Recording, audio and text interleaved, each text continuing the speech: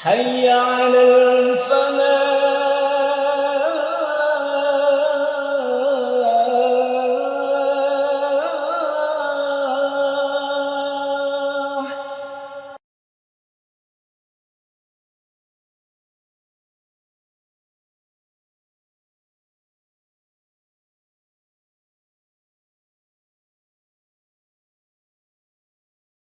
Bismillahirrahmanirrahim. Innalhamdalillah nahmaduhu wa nasta'inuhu wa nastaghfiruh wa na'udzu billahi min syururi anfusina wa min sayyiati a'malina. May yahdihillahu fala mudhillalah wa may yudlil falan tajida lahu waliyyan mursyida. Asyhadu an la ilaha illallah wahdahu la syarikalah wa asyhadu anna Muhammadan abduhu wa rasuluhu la nabiyya ba'dah. Allahumma shalli ala Muhammadin wa ala alihi wa ashabihi ajma'in amma ba'du. Ibu-ibu, bapak-bapak, para jamaah yang sama-sama dirahmati Allah SWT. Takmir Masjid Al-Falah yang saya hormati, dalam hal ini Pak Saukat Ali yang rawuh, sebentar lagi Pak Salahuddin, mendampingi beliaunya Ustadz Bakhtiar Nasir, kemudian pengurus Majelis Ta'lim At-Tauhid, yang sama-sama dirahmati Allah SWT, seluruh masjid dan majelis taklim yang komitmen dan konsisten untuk ngaji tauhid bareng-bareng majelis taklim sesuai dengan jadwal yang sudah ditetapkan masing-masing. Kami bersyukur bahwa Allah SWT bisa menggerakkan hati kita, menyatukan hati kita dengan berbagai latar belakang. Tapi akidahnya adalah satu, aqidatut tauhid, aqidatus shahihah. Ibu dan bapak sekalian, Allah mentakdirkan kita bisa menyelenggarakan tabligh akbar, ngaji tauhid 1000 jamaah. Ini adalah karena dukungan, berikutnya karena Allah SWT tadi, berikutnya adalah dukungan dari semuanya. Dari Masjid Al-Falah, Majelis Ta'lim At-Tauhid, dan seluruh kontribusi dari takmir-takmir masjid dan majelis taklim yang tidak kurang dari 67 masjid dan majelis taklim yang secara rutin kita kunjungi. Ibu dan bapak tidak saling mengenal satu dengan yang lain karena beda-beda majelis taklim dan tauhid. Kali ini salah satunya momen untuk silaturahim kita bersama-sama. Saya juga menyampaikan terima kasih kepada pendukung dana. Saya tidak bisa sebutkan satu-satu, ya. Allah Subhanahu wa taala yang memberi balasan pada semuanya itu.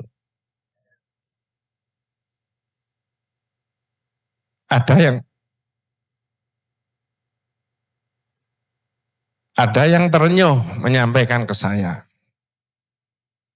Orang pribadi menyampaikan sekian. Menurut ukuran saya banyak. Ada perusahaan yang tanya sama saya, untuk dakwah tauhid berapa butuhnya Ustaz? Saya bilang 2.000. Dikirim 2.000. Diberi label ngaji tauhid 1000 jamaah. Ada yang memberikan langsung kepada saya. Saya berikan ke bendahara. Bapak-bapak, ibu-ibu yang memberikan kontribusi atas penyelenggaraan ini, itu nomor rekeningnya adalah nomor rekening saya. Karena ini bukan yayasan, ini bukan organisasi. Kalau yayasan dan organisasi agak rumit, tapi pinjam nama pribadi saya. Saya sudah nulis di atas materai pernyataan. Dan keluarga saya tahu semuanya. Bahwa uang yang ada di rekening nomor sekian itu bukan milik saya pribadi. Kalau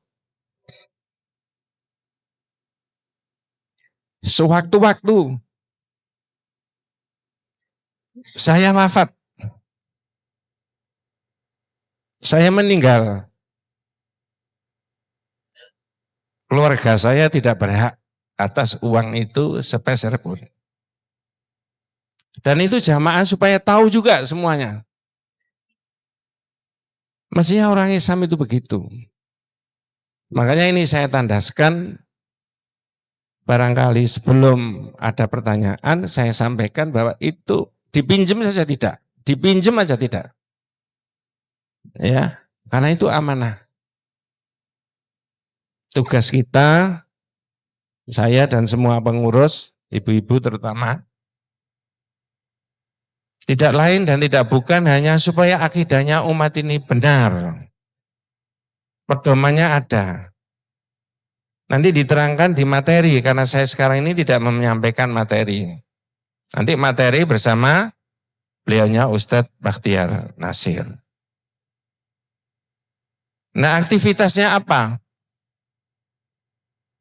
Saya kalau bisa ngaturi bapak-bapak dan ibu-ibu yang bisa rawuh di sini atau mungkin yang tidak hadir. Kita ini mengumpulkan uang Rp2.000. Rp2.000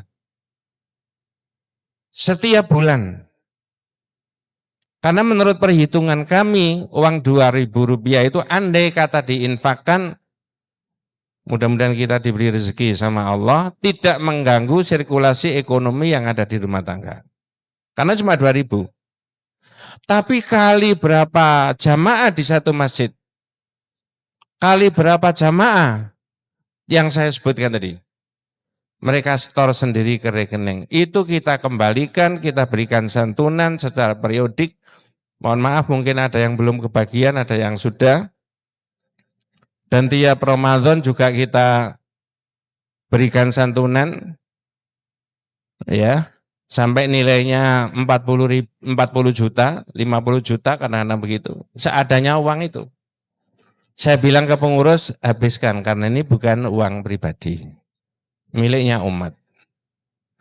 Jadi sekali lagi, Ibu dan Pak sekalian, saya bersyukur dan berterima kasih kepada Masjid Al-Falah, Takmir Masjid Al-Falah, dan semua takmir masjid yang tidak bisa saya sebutkan satu-satu. Tadi ada dari Bangil, ada dari Pasuruan, ada dari Probolinggo, dari Babat, dari Tuban kalau ada, ya, dan Sidoarjo dan sekitarnya.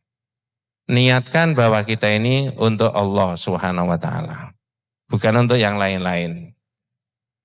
Harapan kita ini wafat dalam akidah yang benar, dalam keyakinan yang benar tentang siapa Allah itu, yang nanti akan kita temui, dan semua akan dimintai pertanggungjawaban.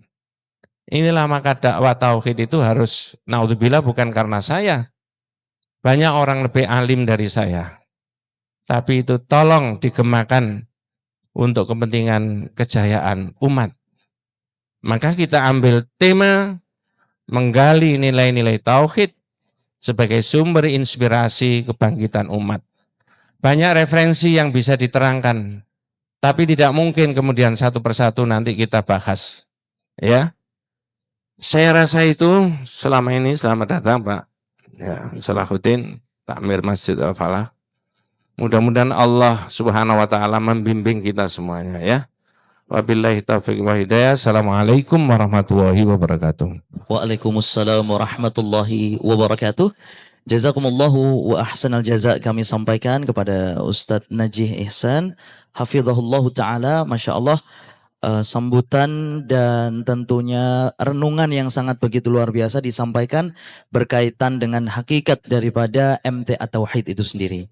Berikutnya Bapak Ibu dan para tamu undangan hadirin yang dirahmati Allah, masih dalam sesi sambutan pada kesempatan pagi hari ini. Sambutan kedua akan langsung disampaikan oleh Ketua Takmir Masjid Al-Falah Surabaya.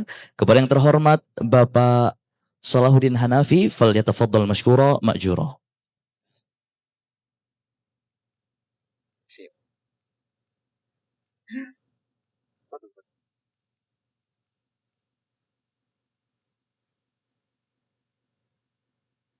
Bismillahirrahmanirrahim. Assalamualaikum warahmatullahi wabarakatuh. Alhamdulillah, alhamdulillahilladzi binikmatihi tatimmu sholihat. Asyhadu an la ilaha illallah wahdahu la syarikalah. Wa asyhadu anna Muhammadan abduhu wa rasuluh, amma ba'd.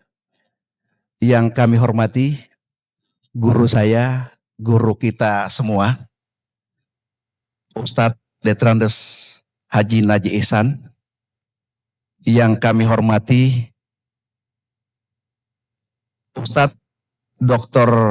Honoris Causa Bakhtiar Nasir LC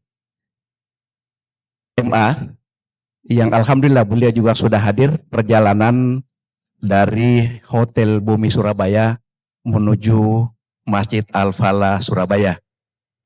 Alhamdulillah tadi pagi kami membersamai beliau bersamai dakwah di Masjid Al-Mila Sidoarjo. Pertama-tama, mari kita memanjatkan puji dan syukur kehadirat Allah Subhanahu wa Ta'ala. Pada kesempatan yang baik ini, Allah kembali memberikan nikmat sehat, nikmat iman, nikmat Islam, dan salah satu nikmat yang sungguh istimewa yang diberikan kepada kita semua, dimudahkannya langkah kita untuk hadir pada tablik akbar pada pagi hari ini di Masjid Al-Falah Surabaya. Salam dan salat senantiasa kita juga sampaikan kepada pemilik manusia terbaik, pemilik akhlak, pemilik pribadi terbaik. Siapa lagi kalau bukan Rasulullah Shallallahu Alaihi Wasallam beserta keluarga beliau, para sahabat beliau, dan insya Allah kita semua adalah pengikut beliau sampai di yaumil akhir. Bapak Ibu sekalian, jamaah Masjid Al-Falah Surabaya yang kami muliakan, mewakili Yayasan Masjid Al-Falah Surabaya, Ketakmiran Masjid Al-Falah Surabaya, izinkan kami menyampaikan beberapa hal. Yang pertama, ahlan wa sahlan, selamat datang kepada seluruh jamaah Bapak Ibu sekalian di Masjid Al-Falah Surabaya. Inilah Masjid Al-Falah Surabaya. Mungkin ada salah satu atau salah dua atau banyak jamaah yang belum pernah menginjakkan kakinya di Masjid Al-Falah Surabaya. Inilah Masjid Al-Falah Surabaya yang secara geografis berada di tengah kota Surabaya. Masjid Al-Falah Surabaya kurang lebih 53 tahun sudah bertransformasi, bukan hanya dari sisi fisik seperti yang Bapak Ibu jamaah saksikan pada pagi hari ini, tapi Masjid Al-Falah Surabaya sudah bertransformasi banyak hal, bukan hanya dari aspek spiritual, bukan hanya aspek intelektual, tapi dari aspek sosial, ekonomi. Sudah banyak hal yang telah dilakukan di masjid ini. Jadi sekali lagi, ahlan wa sahlan, selamat datang. Terima kasih atas kehadiran Bapak Ibu sekalian. Yang kedua, izinkan kami untuk menyampaikan apresiasi sekaligus ucapan terima kasih dan penghargaan tertinggi kepada seluruh panitia yang telah menyiapkan secara baik, yang telah mengawal dari hari ke hari, sehingga kegiatan tablik akbar pada pagi hari ini dapat kita laksanakan secara tepat waktu dan seperti yang kita saksikan pada pagi hari ini. Bapak Ibu sekalian, jamaah Masjid Al-Falah Surabaya yang kami muliakan, berikutnya kami juga ingin menyampaikan ucapan terima kasih kepada kedua guru kita, kedua guru tauhid kita. Yang pertama kepada Ustadz Detrandes Haji Naji Ihsan yang telah meluangkan waktunya, yang telah berkenan, insya Allah bukan hanya hadir pada pagi hari ini, tapi insya Allah akan memberikan materi, akan memberikan ilmu kepada kita semua. Sehingga semoga ilmu yang beliau sampaikan kita bisa bawa ke rumah kita masing-masing dan menjadikan rumah kita sebagai madrasah pertama awal kebangkitan umat. Kita jadikan rumah kita menjadi rumah keluarga yang bertauhid. Kami juga ingin menyampaikan terima kasih yang setinggi-tingginya kepada Ustadz Dr. Honoris Causa Ustadz Bahtiar Nasir LC MM yang telah menyempatkan waktunya datang dari Jakarta. Kami tahu dengan kesibukan beliau, dengan kegiatan dakwah beliau yang sangat padat, tetapi beliau menyempatkan waktunya untuk hadir di Masjid Al-Falah Surabaya untuk membersamai kita semua pada acara Tablik Akbar pada pagi hari ini. Bapak Ibu sekalian yang kami hormati, yang terakhir kami juga ingin menyampaikan kepada seluruh jamaah, tanpa kami bisa menyebutkan satu persatu, atas segala perhatian, dukungan, kontribusi, sehingga kegiatan pada pagi hari ini dapat berjalan dengan baik. Dan kami memohon maaf yang sebesar-besarnya jika di dalam pelayanan kami di Masjid Al-Falah Surabaya, mulai dari parkir sampai masuk di ruang utama, ada hal yang kurang berkenan. Sekali lagi kami mohon maaf yang sebesar-besarnya. Sebagai akhir dari sambutan kami, izinkan untuk menyampaikan sekaligus menjadi renungan buat kita semua. Kami sedikit membacakan sekaligus menjadi penutup dari sambutan kami. Semoga ini bisa menjadi renungan buat kita semua. Mungkin kita merasa bahwa apa yang kita lakukan setiap hari itu sederhana. Bagi bapak ibu, khususnya ibu-ibu rumah tangga, menyiapkan makanan, membangunkan anak, mendidik dan menasihati, mengurus keluarga, bersabar menghadapi berbagai persoalan, tetapi jangan pernah menganggap itu adalah hal yang kecil. Kebaikan yang dilakukan karena Allah bisa jadi dari tangan seorang ibu, lahir generasi yang kelak mengubah dunia. Kebangkitan umat tidak selalu dimulai dari mimbar yang besar. Kami ulangi, kebangkitan umat tidak selalu dimulai dari mimbar yang besar. Bisa dimulai dari seorang ibu yang menanamkan tauhid di hati anaknya. Bisa dimulai dari seorang ayah yang mengajarkan kejujuran. Dari keluarga yang membiasakan sholat. Dari rumah yang menghidupkan Al-Quran. Dari orang-orang yang memilih tetap berbuat baik meskipun tidak ada yang melihat, karena yakin bahwa Allah yang melihat. Tauhid dimulai dari rumah. Ayah, ibu, kuatkan iman keluarga karena kebangkitan umat berawal dari keluarga yang bertauhid. Barakallahu fikum. Wassalamualaikum warahmatullahi wabarakatuh.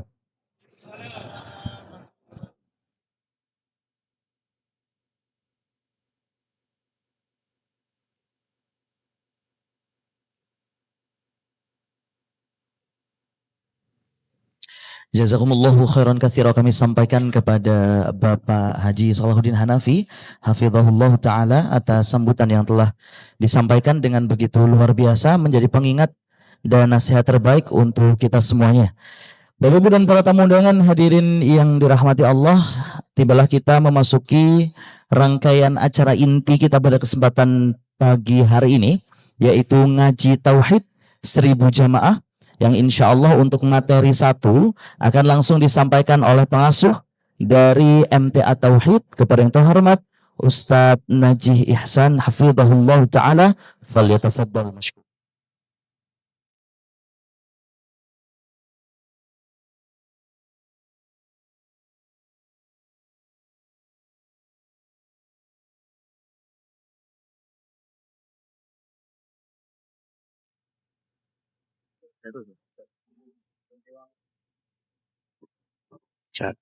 Tes satu.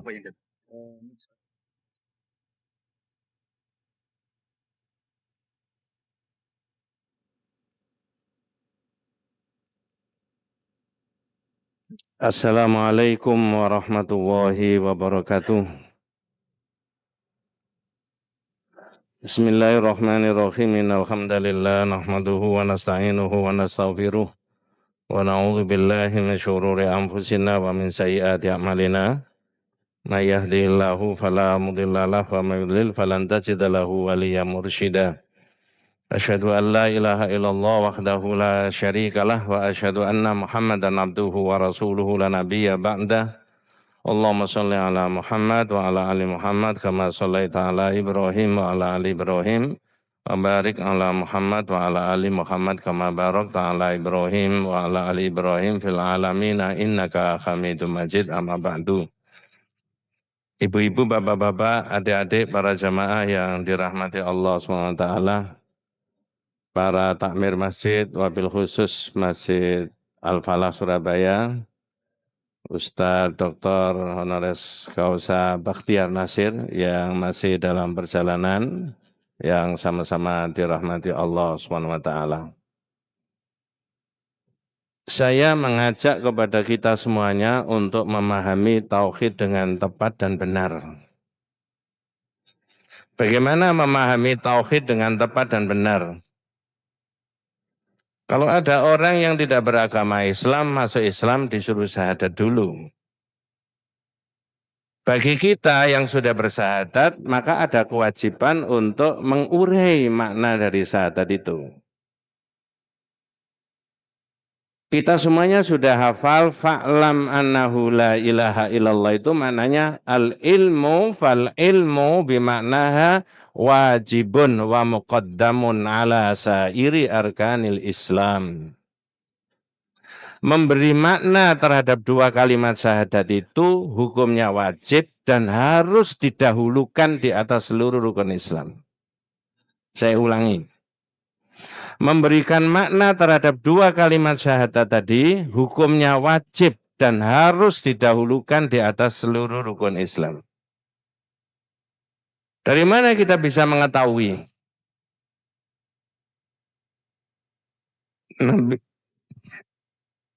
Nabi kita Muhammad Sallallahu Alaihi Wasallam mengajak kepada sahabatnya dan menyuruh untuk dakwah. Itu juga dimulai dari tauhid. Saya tidak menerangkan panjang lebar, waktunya terbatas 30-40 menit.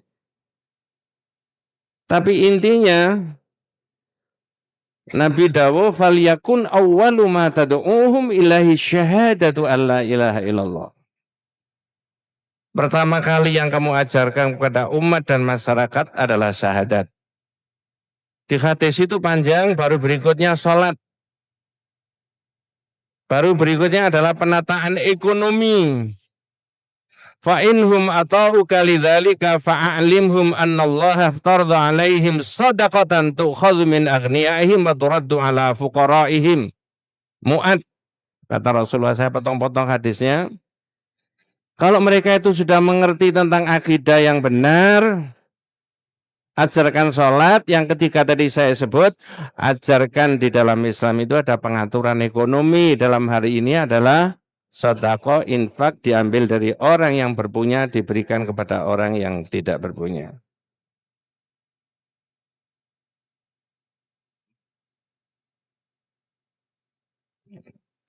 Ini saya tidak boleh ke sana, suruh ke sini. Ya. Saya sudah bilang, ini bapak-bapak, ini mak-mak. Saya malah suruh dekat ke mak-mak. Nah ini. Ibu-ibu dan bapak sekalian, tauhid itu penting dan harus diterangkan dengan happy. Dengan senang. Dengan masuk dalam pikiran kita, seperti yang saya sebutkan tadi. Yang keempat kata Nabi, fa'inhum ata'uka lidzalika Wa iyaya wa qaraima amwalihim. Coba jenengan bisa perhatikan. Ini zaman kapan Rasulullah sudah memerintahkan supaya hak ekonominya rakyat itu jangan diganggu. Coba. Berikan kepada mereka. Tapi dimulai dari yang pertama tadi tauhid. Hak ekonominya rakyat berikan. Yang terakhir yang kelima, wattaqi da'watal madlum.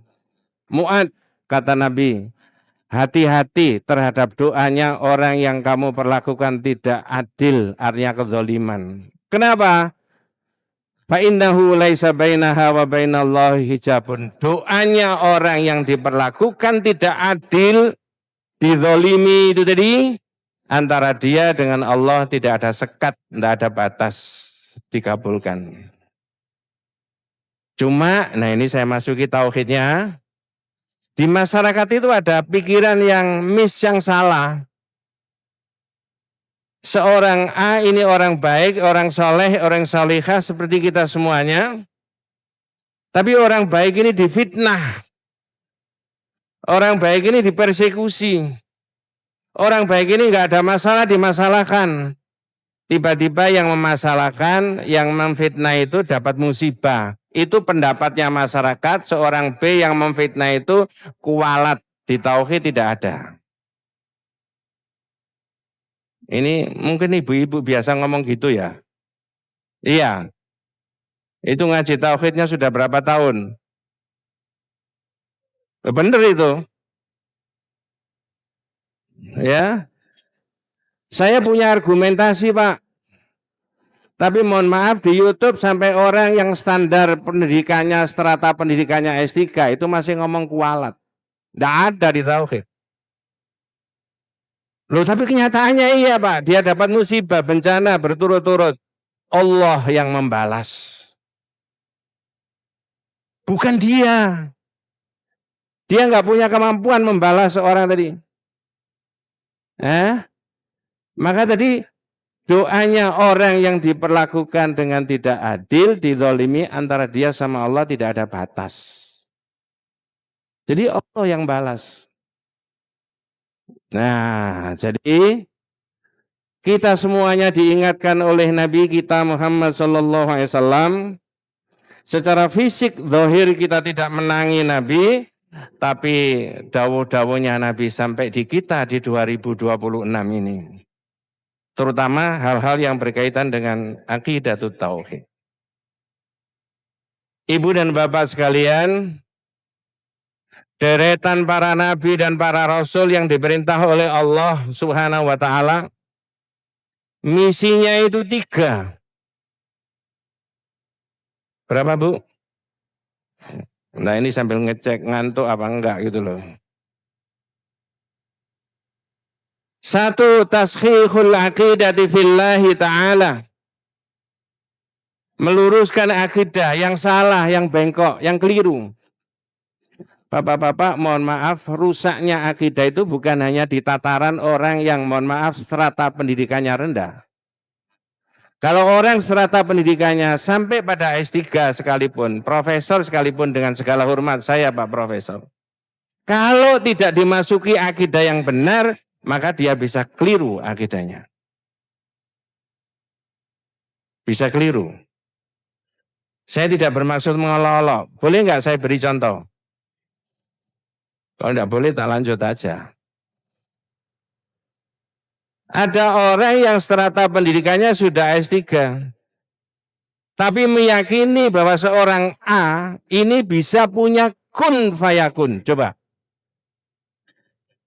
Oh, saya tidak boleh ke situ tadi. Saya tanya, kun fayakun itu miliknya siapa?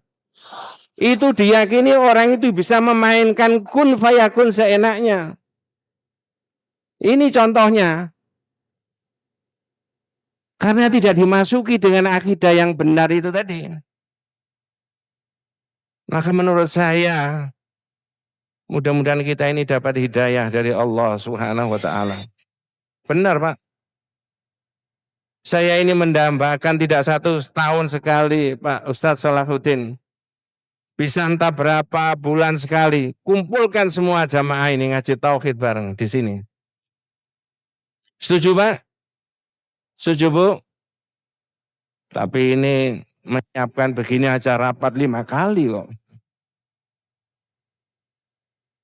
Ini saya lanjutkan tadi Pak. Ini contohnya Pak. Tashihul aqidati fillahi. Tugasnya para nabi dan para rasul itu meluruskan akidah.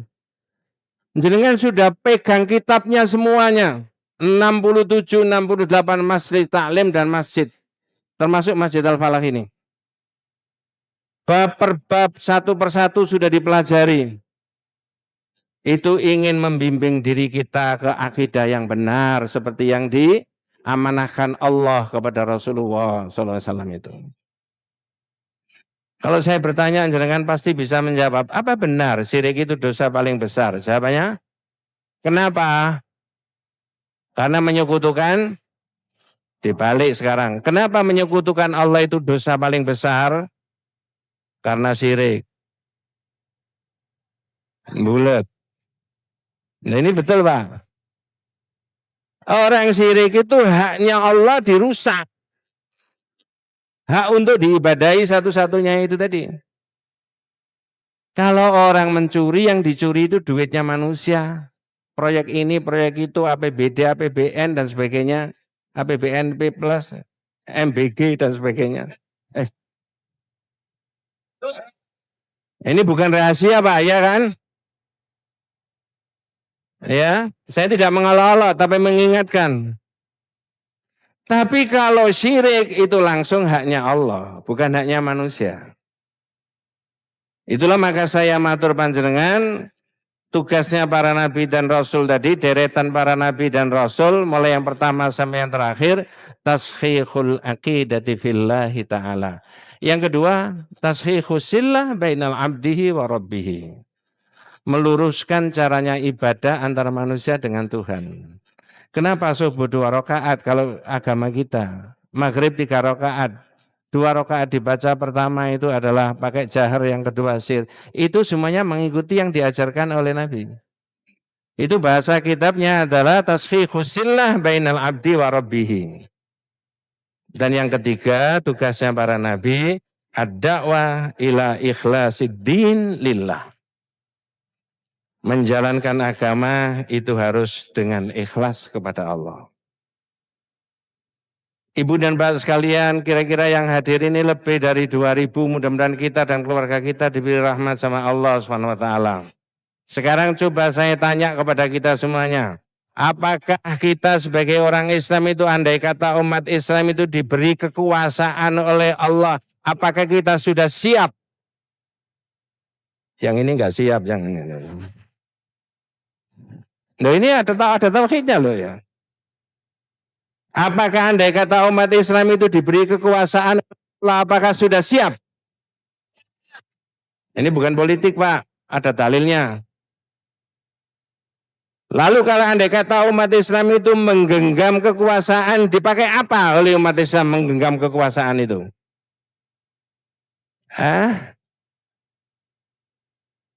Silakan dijawab masing-masing, tapi saya mendengarkan sayup-sayup jawabannya tadi GJ, gak jelas.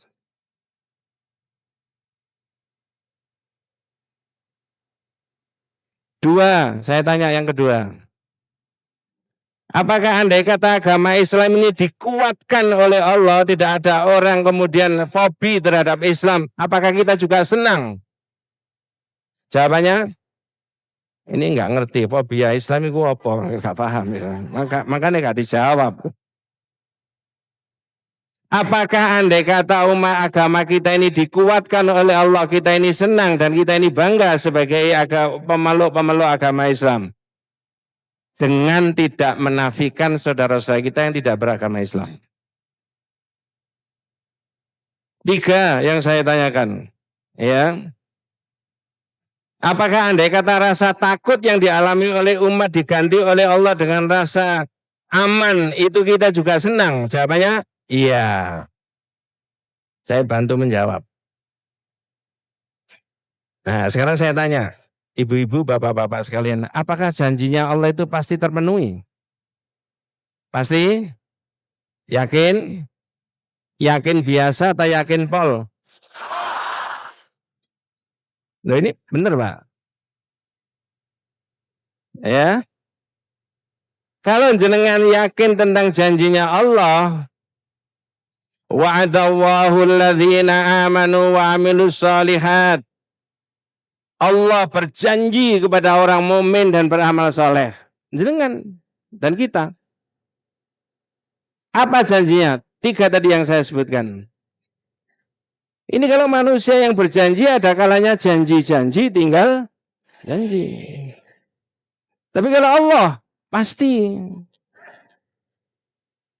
Saya sudah bacakan ayatnya tadi. Wa'adallahu alladhina amanu minkum wa amilus solihat. Apa janjinya Allah? Allah berjanji kepada orang beriman dan amal soleh. La yastakhlifannahum fil ardi kama stakhlafal ladzina min qablim. Umat Islam akan diberi kekuasaan oleh Allah.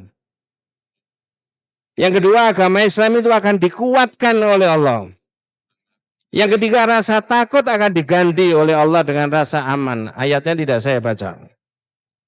Bapak-bapak bisa kalau mau merespon surat An-Nur ayat 55. Syaratnya apa? Kembali lagi tauhid. Apa syaratnya? Diberi 3 yang merupakan idola yang kita harap-harapkan tadi. Ya'budunani la yusyrikuna bi syai'an. Asal orang itu menyembah aku satu-satunya dan tidak syirik kepadaku. Pak, 2026 ini apakah syirik itu masih bertebaran di tengah-tengah masyarakat? Saya mau tanya satu lagi tapi sungkan. Apa sampean pengalaman? Hah? Benar Pak. Bulan Mei sudah saya khutbahkan di sini. Syirik yang tidak terasa di era modern. Saya nggak terangkan panjang lebar. Intinya, mohon maaf ibu-ibu, orang mencintai dunia, mencintai jabatan, mencintai anak dan keluarga lebih dari cintanya kepada Allah. Itu bahasanya kita Pak, asyirku fil mahabbah. Pertanyaannya, melanda masyarakat kita enggak sekarang? Melanda masyarakat kita enggak?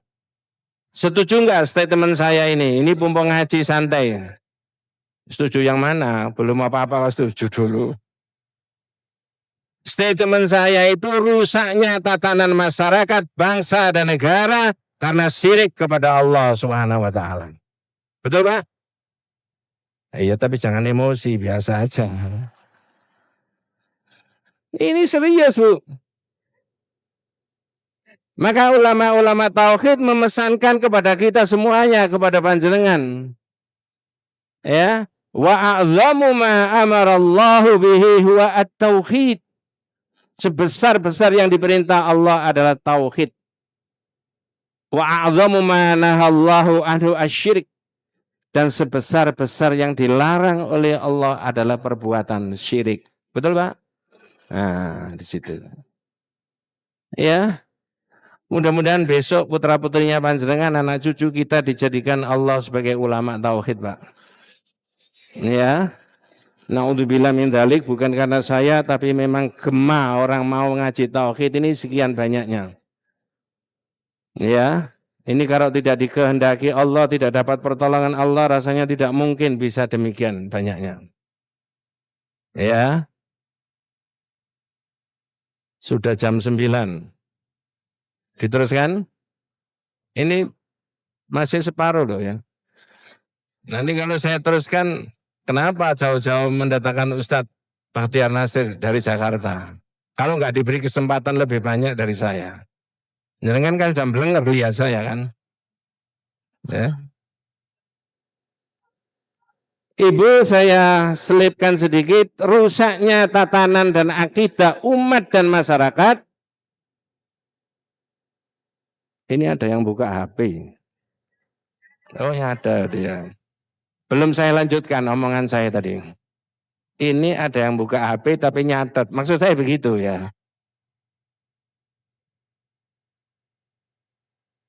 Ibu-ibu, rusaknya akidah tauhid satu adalah al-jahlu bil aqidati sahihah bisa babil i'tirad an ta'allumiha wa ta'limiha.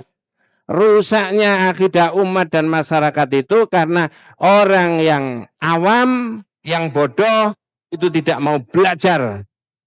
Ada orang alim tidak mau ngajar. Ini bukan karangan saya. Lah kalau yang awam itu nggak mau belajar, ada orang alim nggak mau mengajar, itu umat itu cari akidah sendiri-sendiri, sakarpe dewe. Nggak ada yang bimbing, nggak ada yang meneruskan.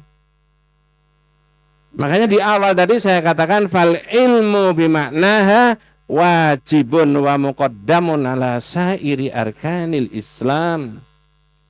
Ya, maka memberikan makna dari tauhid tadi hukumnya wajib dan harus didahulukan di atas seluruh rukun Islam. Saya langsung aja 15 menit berikutnya tentang nilai-nilai tauhid sebagai sumber inspirasi kebangkitan umat. Sebab-sebab kebodohan akidah itu banyak tapi tidak saya uraikan semuanya. Ya.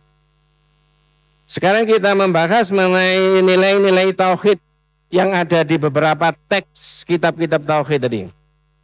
Kalau itu digali dan dikemukakan, diterangkan, lalu masyarakat bersikap seperti itu, maka umat ini akan bangkit, umat ini. Ya, satu Pak.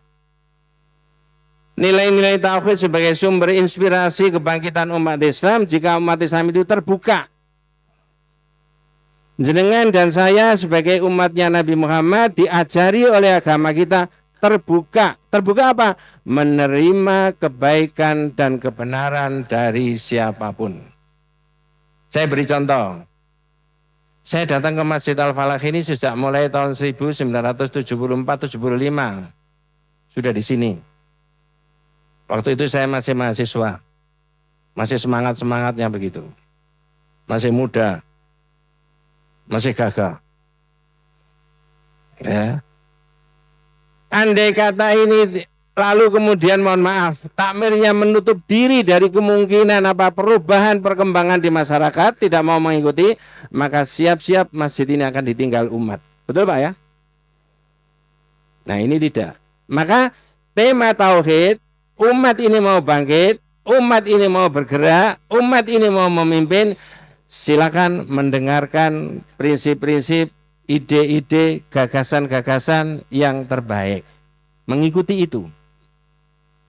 Paling gampang gini Bu, kita kasih contoh. Halo? Jenengan ngaji tauhid, boleh nggak ngaji di masjid lain? Boleh nggak ngaji di masjid lain? Tapi dengarkan semuanya, ketika semuanya sudah didengarkan, dipilih, bukan yang mereknya sama, bukan yang jilbabnya sama, bukan yang organisasinya sama, tetapi yang pikirannya benar menurut syariat. Ini bukan karangan saya, Quran. Betul Pak ya?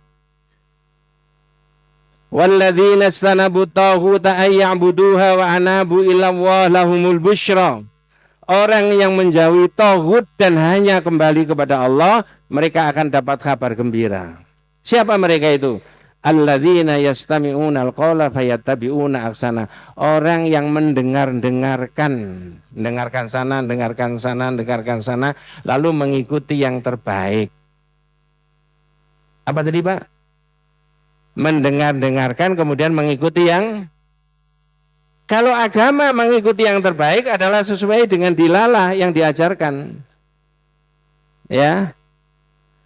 MT Tauhid ini bukan gerakan politik. Bukan.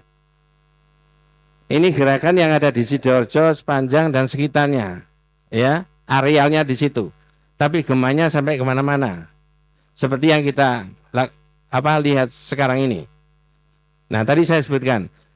Sikap umat Islam harus mengikuti yang terbaik. Tadi saya katakan ayatnya tadi, yastami'unal qawla fayattabi'una ahsana. Saya tanya bapak-bapak aja. Pikiran mengikuti yang terbaik ini bisa ditarik di dunia politik, Pak? Saya ulangi, jika umat Islam mau bangkit, maka harus mengikuti, mendengar, mengikuti yang terbaik. Di sana ada calon pemimpin, di sana ada calon pemimpin, di sana ada calon pemimpin, di sana silakan. Tapi kewajiban syar'i menurut tauhid pilih yang terbaik. Betul Pak?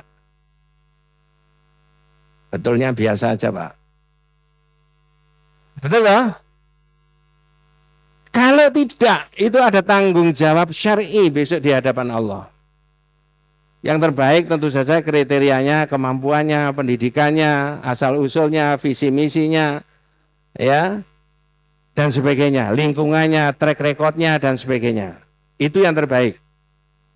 Tapi kalau masyarakat naudzubillah min dzalik berkongkol memilih pemimpin yang tidak baik, maka tunggu saja masa kehancurannya. Ini saya bukan orang politik. Tapi pikiran tauhid itu bisa ditarik ke sana. Ibu-ibu dan bapak sekalian, silakan lihat nanti di surat Az-Zumar 17-18. Ya. Surat apa tadi, Bu? Az-Zumar ayat berapa tadi? 17 dan 18. Oh, umat ini akan jadi bangkit. Masyarakat ini akan menjadi dinamis. Masyarakat ini akan menjadi maju kalau mengambil pilihan yang bidang apa saja.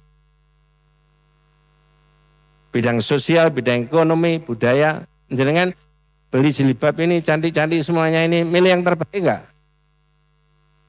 Ini potongannya enggak baik, dipakai enggak? Enggak. Ya. Orang ini gagah, ganteng, tapi akhlaknya enggak baik, dipilih enggak? Orang ini kurus, krempeng, akhlaknya enggak baik, tambah enggak dipilih. Betul Pak ya?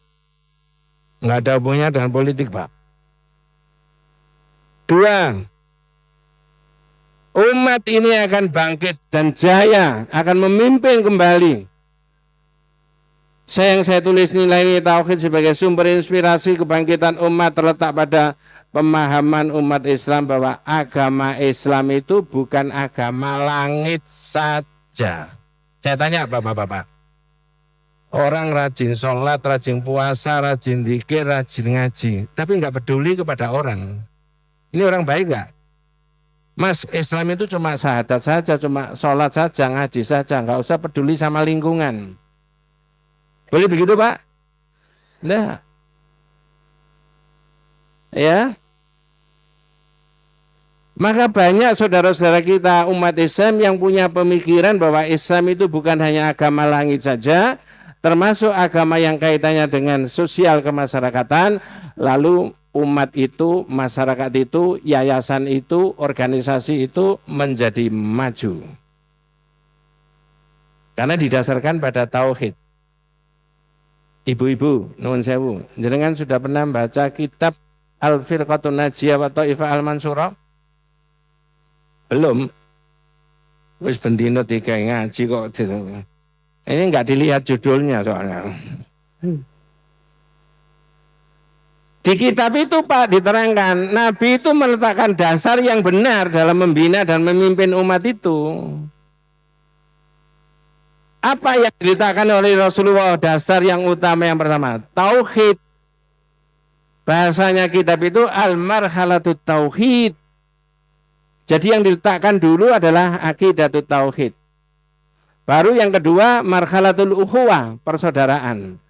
Maka MT Tauhid ini dibentuk diantaranya adalah saya tahu latar belakangnya beda-beda, asal-usulnya beda-beda, profesinya beda-beda, status sosialnya beda-beda, tingkat ekonominya beda-beda, tapi disatukan dengan akidah yang sama. Betul Pak ya?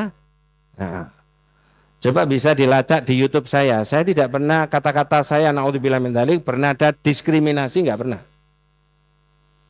Karena tauhid itu milik semua umat Islam. Nah, di situ. Jadi jenengan dan saya harus punya pemikiran yang padu bahwa Islam itu atau kesolehan seseorang itu bukan hanya kesolehan spiritual. Manusia sama siapa? Tuhan. Tapi ada hubungannya dengan apa? Sosial. Maka tadi saya sebutkan ada infak 2000-an. Di antaranya dipakai untuk membantu yang belum berkecukupan. Tentu saja sesuai dengan kemampuan. 3.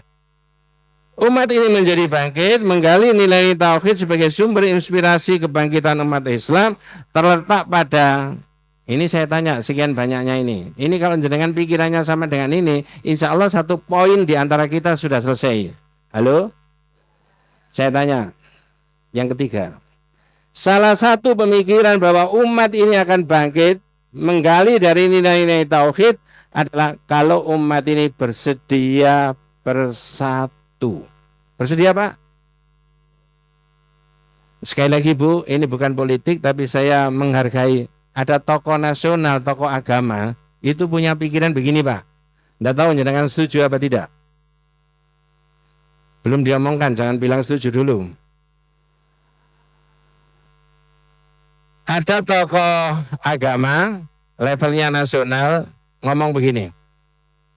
Mestinya umat Islam Indonesia itu bisa menentukan siapa presidennya. Jangan emosi dulu. Dua, mestinya umat Islam Indonesia itu bisa ikut kontribusi mengarahkan jalannya bangsa dan negara. Kenapa kok begitu? 80 sekian persen umat Islam. Tapi kenapa tidak bisa? Jawabannya, lemah di bidang apa? Lemah di bidang apa? Ukhuwah, duit. Ini ngomong duit, saya seneng ya ambil duit. Jadi kalau ukhuwahnya kuat Pak, saya kecil-kecilan, saya menutup mata, apa profesinya ibu-ibu, apa profesinya bapak-bapak, apa stratanya, apa madhabnya, apa golongannya. Bisa kumpul sekian banyak orang. Lah kalau tokoh-tokoh nasional itu ngomong persatuan dan kesatuan umat Islam, selesai nggak salah satu poin daripada urusan negara dan bangsa kita? Selesai. Ini kan banyak gini-gini masalahnya sekarang. Maka umat ini jika akan mau bangkit, haruslah umat Islam ini apa? Bersatu. Benar Pak.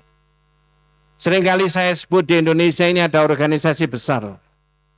Ada Muhammadiyah, ada NU, ada Irsad, ada Persis, ada yayasan yang lain-lain.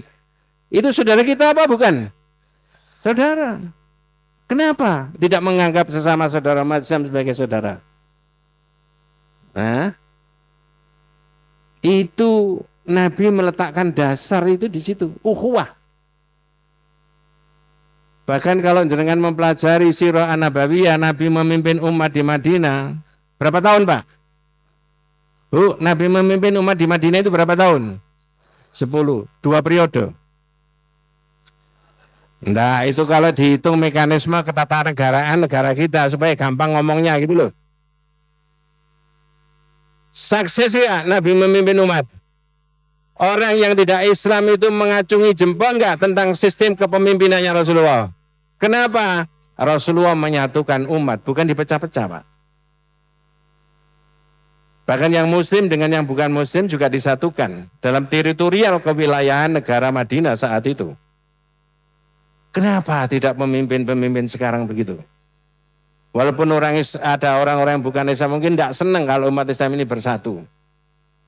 Nah, biarkan aja. Tapi kita memang diperintah. Apa ada Pak Ustadz, Pak Kiai yang tidak mengenal ayat innamal mu'minuna ikhwatun, sesungguhnya orang mukmin itu bersaudara? Apa ada Pak Ustadz, Pak Kiai yang tidak mengerti ayat itu? Bu, ada nggak yang tidak mengerti? Ini ngomong ada, ya nggak ada kok ada. Nggak ada toh? Innamal mu'minuna ikhwatun, sesungguhnya orang mukmin itu bersaudara. Faslihu baina akhawaikum, maka berbaik-baiklah dengan saudaramu. Maka mudah-mudahan kecil-kecilan Masjid Al-Falah ini sebagai representasi daripada wujudnya ukhuwah, persaudaraan. Betul Pak ya? Ini kita satukan di situ. Ini tauhid itu Pak. Tauhid itu menyatukan, wahada yuwahidu. Ya. Ya, begitu. 4. Ini diterangkan semuanya tak? 20. 4. Menggali nilai-nilai tauhid sebagai sumber inspirasi kebangkitan umat terletak pada apa? Jika umat Islam tidak membiarkan kezaliman di tengah-tengah umat dan masyarakat. Jangan ada umat Islam, kelompok umat Islam yang bersekongkol dengan kezaliman. Semuanya harus cancut tali wondo, beramai-ramai untuk membendung supaya tidak terjadi apa? Kezaliman. Itu di tauhid dirinci, Pak. Mulai dari orang itu mau menjabat disumpah. Di tauhid itu dibahas sumpah itu sampai 3 kali. 1, malam yakna bil khalafi billah, siapa yang tidak rela dengan sumpah dengan nama Allah.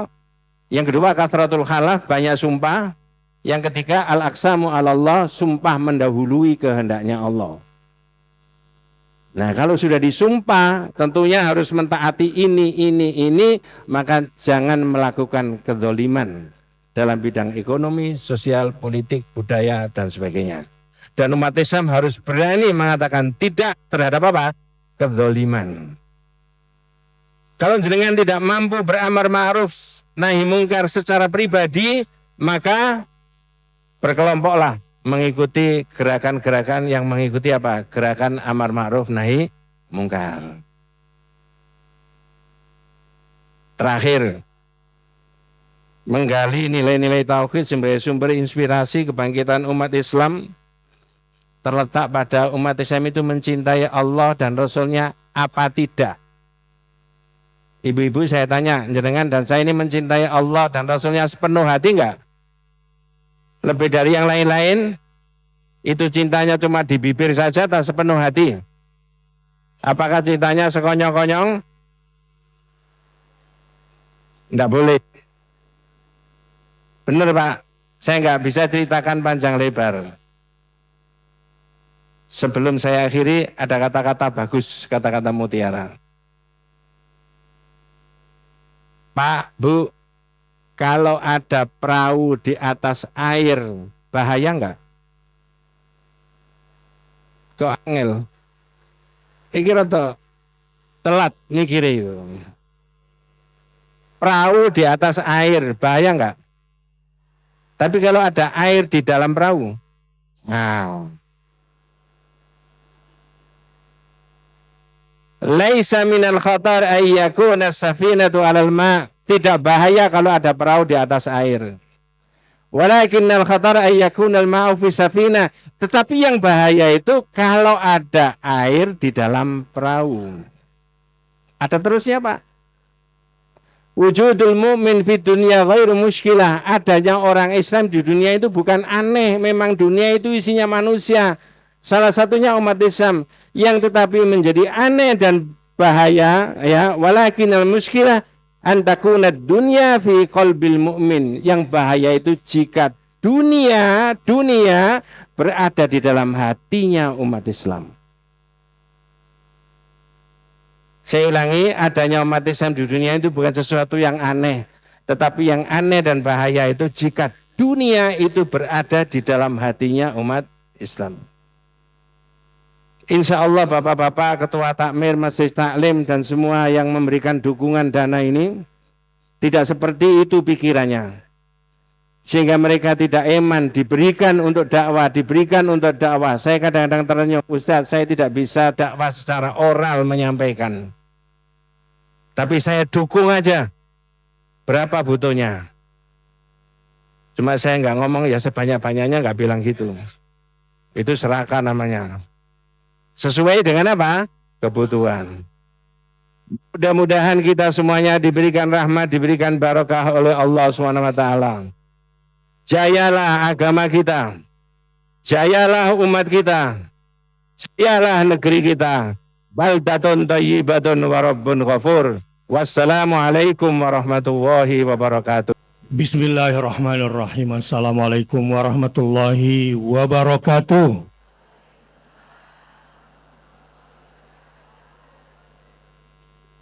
Semoga semuanya sudah mendapatkan maghfiratullah dari awal harinya, dan semoga semuanya sudah mendapatkan bekal rahmat dari Allah sebelum sarapannya. Ngomong-ngomong, sudah sarapan belum ya? Di sini belum, sana sudah kayaknya. Dan moga-moga hari ini semua aktivitasnya diberkahi dengan barakatullah. Dan yang paling penting dari semuanya, semoga ibadah-ibadahnya mendatangkan cinta dan ridho dari Allah Subhanahu wa Ta'ala, dan mendapatkan langsung balasan cinta dan ridho dari Allah Subhanahu wa Ta'ala. Innal hamdalillahi nahmaduhu wa nasta'inuhu wa nastaghfiruh wa na'udzu billahi min syururi anfusina wa min sayyiati a'malina. May yahdihillahu fala mudilla lahu wa may yudlilhu fala hadiya lahu. Asyhadu an la ilaha illallah wa asyhadu anna Muhammadan abduhu wa rasuluhu la nabiyya ba'dah. Allahumma fasalli wa sallim wa barik ala nabiyyina wa habibina wa syafi'ina wa qaidina wa maulana Muhammadin sallallahu alaihi wa alihi wa sahbihi wa sallim tasliman mazida. Subhanak la ilma lana illa ma'allamtana innaka antal alimul hakim. Allahumma ati nufusana taqwaha wa zakkiha anta khairu man zakkaha anta waliyuha wa maulaha. Allahumma inna nas'alukal huda wat tuqa wal afaf wal ghina. Allahumma anfa'na bima 'allamtana wa 'allimna ma yanfa'una warzuqna 'uluman tanfa'una fid dini wad dunya wal akhirah. Allahumma atinal hikmata allati man utiha faqad utiya khairan katsira. Wa sallallahu ala nabiyina Muhammadin walhamdulillahi rabbil alamin. Yang saya muliakan Ustadz Najih hafidhakumullah wa ra'akum. Semoga ilmu-ilmu tauhid yang beliau ajarkan kepada kita semua menuntun kita sampai berjumpa dan sujud di hadapan Allah Subhanahu wa Ta'ala. Dan semoga nilai-nilai tauhid yang beliau ajarkan kepada kita semua mengantarkan kita dari hidup sampai mati kita. Pak Salahuddin, Daeng Salahuddin yang saya hormati juga, dan seluruh pengurus Masjid Al-Falah yang moga-moga senantiasa diteguhkan mengawal Masjid Al-Falah sesuai dengan surat Taubah yang sudah selesai dengan dunianya dan tidak takut kecuali hanya kepada Allah. Dan yang tak kalah pentingnya adalah seluruh jamaah yang merah marun dan bukan merah marun.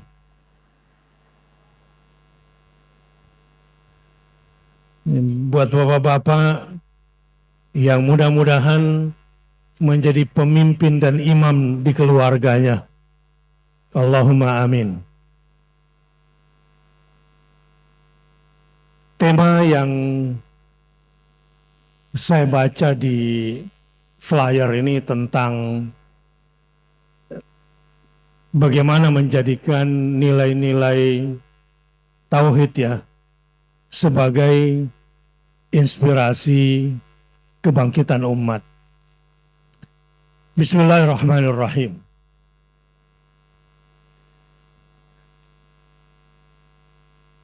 Jika tauhid adalah kekuatan besar, mengapa umat yang jumlahnya hampir 2 miliar dan semuanya bersyahadat, kenapa justru dalam posisi tertinggal, terpecah, dan tidak diperhitungkan? Aina ummatu milyarain. Anak-anak kecil di Gaza, para pemuda-pemuda di Palestina, dan orang-orang tertindas di dunia Islam bertanya, aina ummatul Quran? Mana umat Quran itu? Mana umat bersyahadat 2 miliar itu? Di mana mereka? Inilah pertanyaan yang harus saya jawab. Saya datang dan kita semua berada di sini bukan untuk meratap. Apalagi kita berada di tengah yang konon katanya umat bersyahadatnya terbesar di dunia.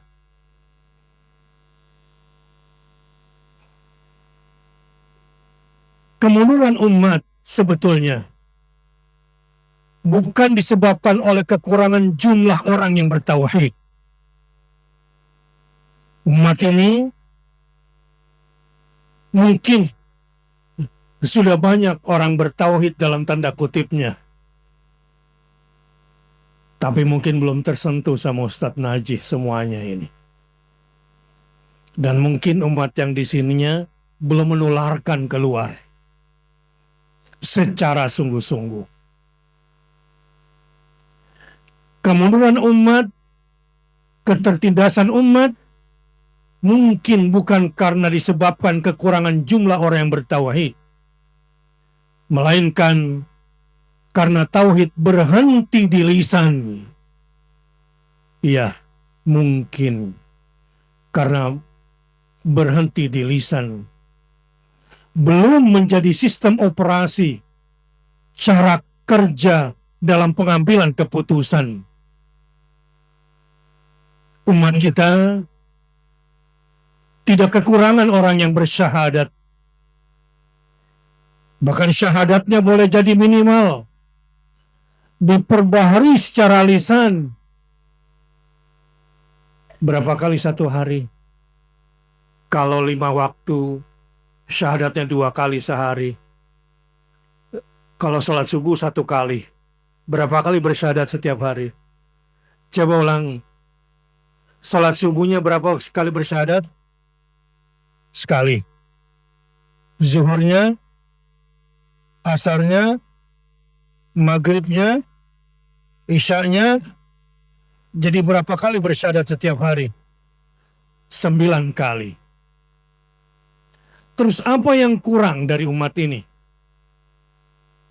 Kekurangannya adalah orang yang keputusannya bersyahadat. Orang yang tindakannya didasari oleh syahadat. Mungkin ini yang kurang. Mungkin. Mudah-mudahan saya salah. Jadi kita ini mungkin tidak kekurangan orang yang bertauhid. Yang kurang adalah keputusannya yang belum bertauhid. Kita mungkin tidak kekurangan orang bersyahadat. Tapi mungkin yang kurang adalah apanya? Kekurangan orang yang keputusannya bersyahadat. Itulah yang menyebabkan umat 2 miliar ini seperti umat yang tidak diperhitungkan. Tapi hari ini kita duduk di sini bukan untuk meratap. Hari ini kita akan pulang dari sini dan akan kita jadikan tauhid kita sebagai keputusan kita. Dan hari ini kita akan jadikan syahadat kita sebagai pondasi dari semua tindakan kita. Sama-sama. Asyhadu an la ilaha illallah.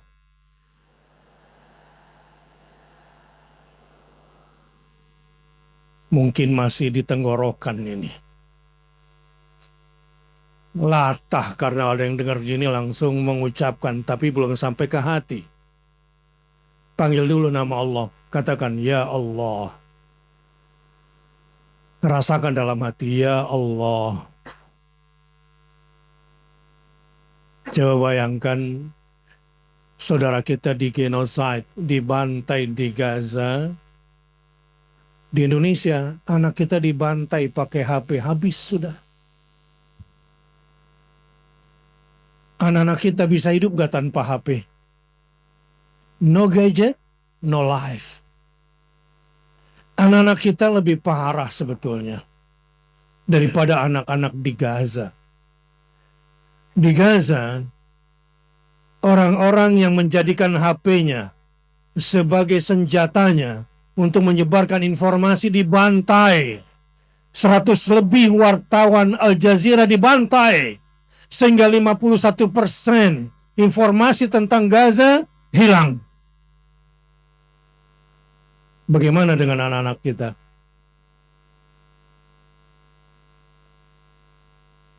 Bangun tidur, yang dicari Al-Quran atau HP-nya. Selesai tahfidz Quran, 90% anak-anak alumni pesantren tahfidz yang sudah diwisuda hilang hafalannya. Menjadi korban apa? HP-nya. Mana umat yang 2 miliar ini? Dan celakanya, 77% hasil penelitian, orang tua tidak siap mendidik anak-anaknya. Baru kata pendidikan dalam pengertian umum. Tapi pendidikan bertauhid adalah kalau kita berhasil mendidik diri sendiri dan anak-anak kita menjadi ayah dan anak, ibu dan anak yang sama-sama menyerahkan dirinya secara total kepada Allah. Tapi ini hilang. Falamma aslama wa tallahu lil jabin. Ketika Ibrahim dan Ismail kedua-duanya berserah diri dan serahkan dirinya sepenuhnya kepada Allah. Ismail siap kehilangan dirinya. Ismail siap kehilangan masa depannya karena Allah. Tapi dia yakin kalau dia serahkan diri kepada Allah, Allah pasti ganti dengan yang lebih baik. Man taraka syai'an lillah awadahu Allah khairan min. Barang siapa yang meninggalkan sesuatu karena Allah, Allah pasti menggantinya dengan yang lebih baik. Ibrahim siap kehilangan anaknya. Intinya, Ibrahim alaihissalam dan Ismail alaihissalam rela kehilangan semua yang dicintainya, yang paling dibutuhkannya dalam hidupnya, karena Allah. Itulah pendidikan keluarga yang sukses itu. Pendidikan keluarga yang benar itu. Maaf ya, mulai panas jadi saya buka jaket dulu. Tadi disuruh sama ibu-ibu suruh pakai jas, kita mulai panas. Jadi saya pakai ini aja lah ya. Saya kalau kegerahan nanti ngamuk-ngamuk, jadi nggak apa-apa supaya nggak tantrum, jadi bikin adem saja.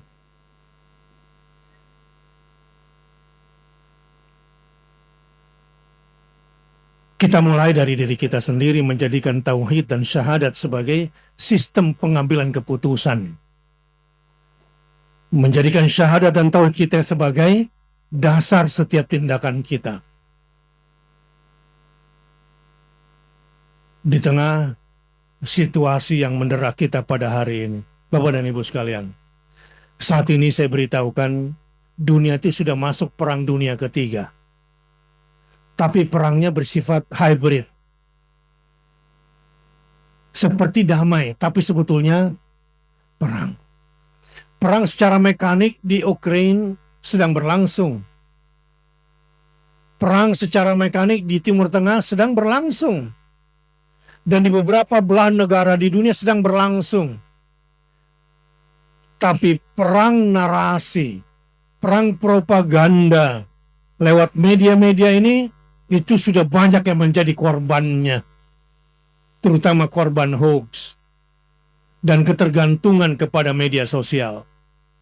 Hari ini mudah-mudahan dari masjid yang diberkahi, dari para guru yang diberkahi, mudah-mudahan dari masjid ini, dari jamaah yang ada di sini, nilai-nilai tauhid membangkitkan umat. Dan dari Indonesia, kita bangkitkan peradaban Islam, peradaban Al-Quran, dan kita bersama membebaskan Baitul Maqdis, Masjidil Aqsa dari penjajahan Zionisme. Allahu Akbar. Mari kita mulai melangkah. Tema yang pertama, tauhid adalah akar, kebangkitan adalah buahnya. Tauhid apa? Kebangkitan adalah, ada nggak buah tanpa akar? Teorinya nggak ada. Tapi zaman sekarang udah mulai hancur-hancuran ya. Sering makan buah tanpa biji. Sering. Supaya nggak dicontek. Dan kamu nggak tanam ulang lagi itu. Nggak dikasih bijinya. Dalam teori rekayasa genetika ini. A'udzu billahi minasyaitonir rajim. Alam tara kaifa daraballahu mathalan kalimatan tayyibah kasyajaratin tayyibah asluha sabitun wa far'uha fis sama' tu'ti ukulaha kulla hinin bi'izni rabbiha wa yadribullahu al-amthala linnas la'allahum yatadhakkarun wa mathalu kalimatin khabithatin. Sampai di sini. Wa mathalu kalimatin khabithatin ijtussat min fawqil ard ma laha min qarar. Mana umat 2 miliar itu? Kenapa hanya sampai di akar dan tidak berbuah? Mana umat yang bertauhid itu? Kenapa cuma di akar dan tidak berbuah? Kalau ada pohon berakar yang harusnya berbuah, tapi tidak berbuah, masalahnya di mana kira-kira?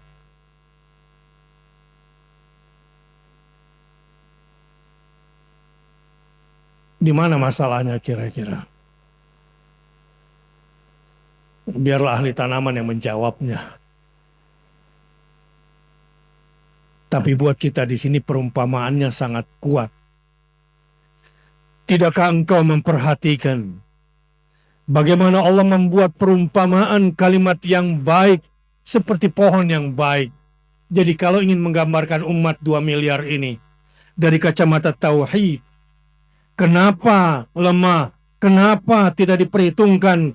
Kenapa anak lelaki Indonesia sekarang berdasarkan penelitian dari Lembaga Ketahanan Keluarga di IPB, ternyata kualitas laki-laki Indonesia menurun. Bahkan banyak jadi boti, LGBT, banci. Ada apa dengan tauhid kita?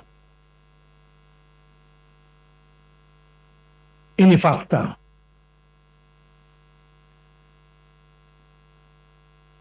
Akarnya kokoh dan cabangnya menjulang ke langit. Ia memberikan buahnya setiap waktu dengan izin Tuhannya. Jadi perumpamaan kalimat yang baik, kalimat la ilaha illallah, berfungsi atau tidak kalimat itu, kalau mau lihat dalam kehidupan masyarakat sosial kita, lihat kalimat itu sudah jadi pohon yang akarnya kokoh, batangnya menjulang, buahnya maksimal di setiap musimnya atau tidak? Kalau mau tahu zikir kita usai salat, astagfirullah, astagfirullah, astagfirullah misalnya, la ilaha illallah wahdahu la syarikalah, lahul mulku wa lahul hamdu wa huwa ala kulli syai'in qadir. Kalimat ini bekerja atau tidak bekerja dalam kehidupan sehari-hari? Lihat diri kita sudah kayak pohon enggak? pohon yang akarnya kokoh ke bawah, batangnya menjulang, buahnya maksimal di setiap musimnya. Sudah begitu atau tidak? Atau jangan-jangan kalimat itu hanya di lisan, tidak sampai ke hati. Memang diucapkan saat zikir, subhanallah, subhanallah, subhanallah, subhanallah. Tapi tidak sampai pada tingkat keyakinan, berarti itu sebetulnya pohon yang buruk, yang akarnya tercerabut. Kalau ada pohon, akarnya tercerabut, jadi apa? Jadi apa? Mati kemudian jadi apa? Ya kayu bakar lah. Kasyajaratin khabithatin ijtussat min fauqil ard malaha min qarar. Jadi kalau mau tahu syahadat saya, tahlil saya, zikir saya bekerja atau tidak di dalam kehidupan saya, bayangkan amal kita itu seperti pohon yang baik atau seperti pohon yang buruk. Sampai di sini jelas? Kira-kira sampai di sini umat Islam di seluruh dunia atau di Indonesia ibarat sebuah pohon. Pohonnya akarnya kokoh enggak? Batangnya menjulang enggak? Buahnya maksimal enggak setiap musim? Apa sebabnya? Kenapa tidak? Sekali lagi, karena tauhid dan syahadat kita belum menjadi keputusan. Setiap keputusan kita tidak berdasarkan tauhid. Contohnya gimana? Contohnya begini deh. Sekarang nih musim PHK. Ekonomi katanya lagi susah. Kalau kemarin-kemarin masih mantap apa? Makan tabungan. Mantap. Kalau sekarang matang. Makan dari hutang. Ini sudah banyak sekarang. Dari mantap ke matang. Kayaknya masih belanja. Pasar masih ada yang belanja. Tapi belanjanya hari ini beda dengan belanja yang kalau kemarin belanjanya masih kalau sekarang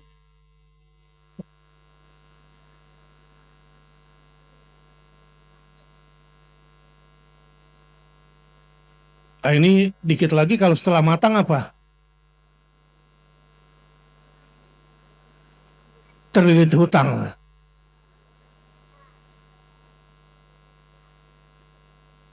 Bahaya ya. Itu kalau terlilit hutang artinya terlentang dia.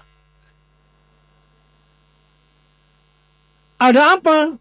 Karena tauhidnya belum menjadi tindakan. Harusnya kalau kita itu bertauhid, ekonomi keluarga kita harusnya seperti pohon yang buahnya maksimal.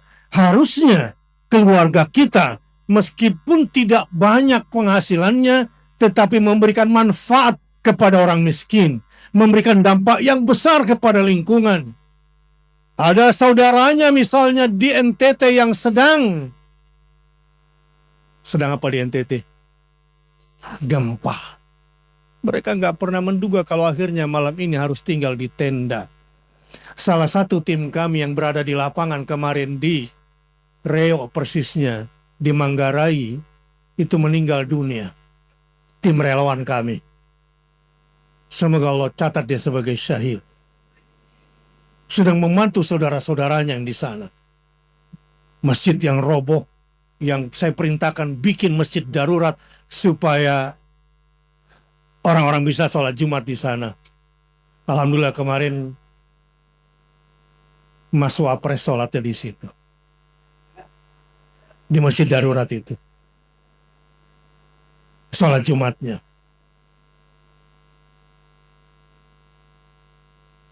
Kalau betul-betul tauhid kita bekerja, la ilaha illallah menjadi sistem dalam mengambil keputusan, syahadat kita menjadi dasar kita untuk bertindak, insya Allah Indonesia akan menjadi baldatun thayyibatun wa rabbun. Nah, pertanyaannya kemana itu zikir-zikir la ilaha illallahnya selama ini? Kalau yang di sini insya Allah baik-baik saja. Nanti saya tanya sama Ustadz Najib, benar apa enggak baik-baik saja, Den?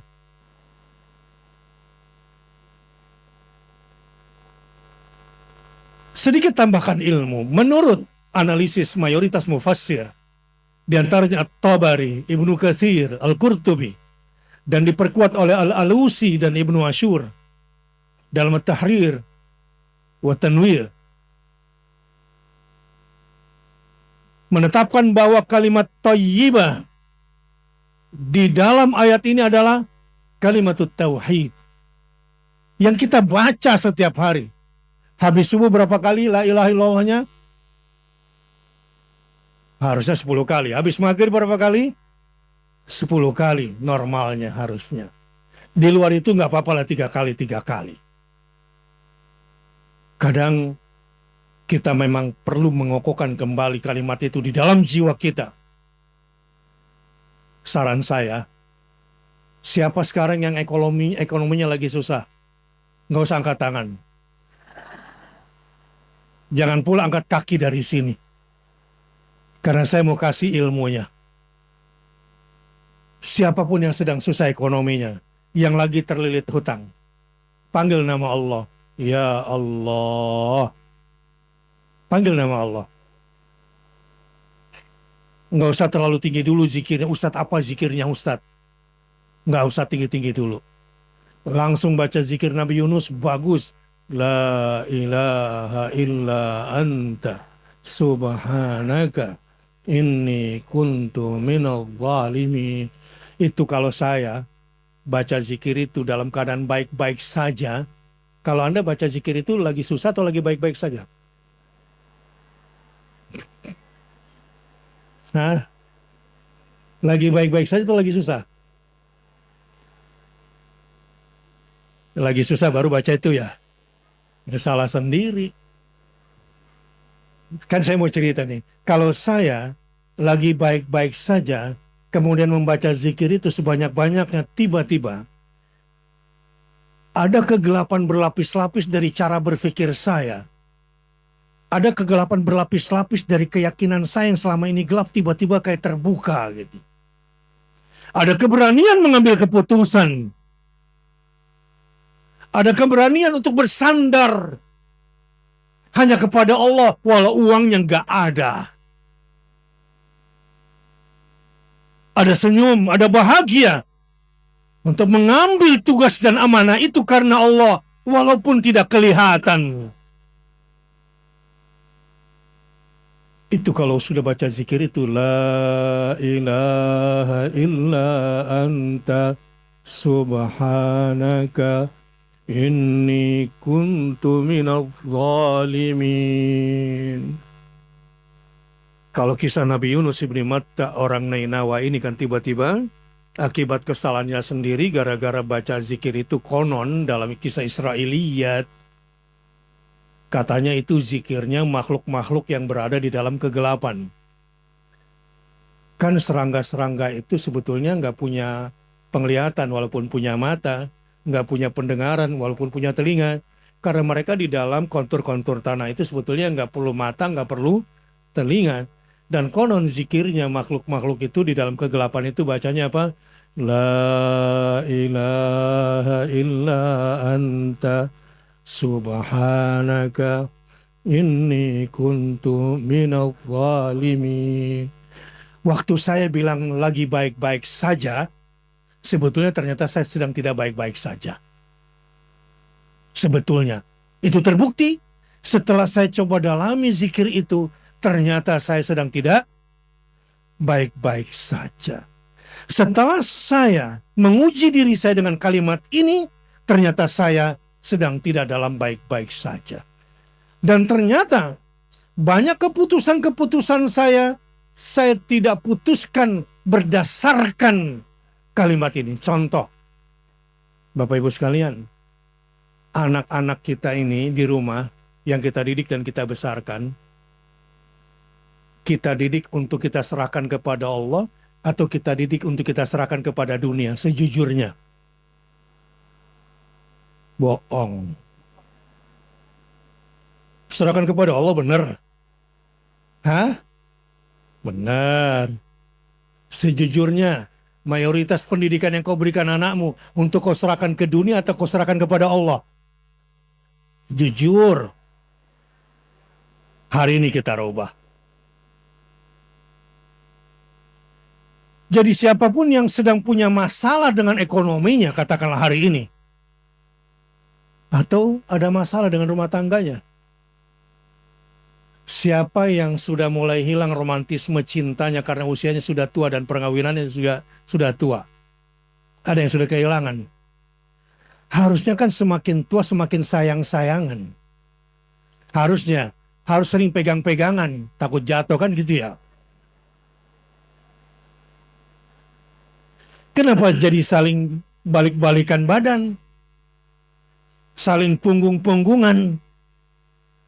Kalau di sini kelihatannya zamannya saling sayang-sayangan ya sama istrinya Pak ya. Atau saling punggung-punggungan.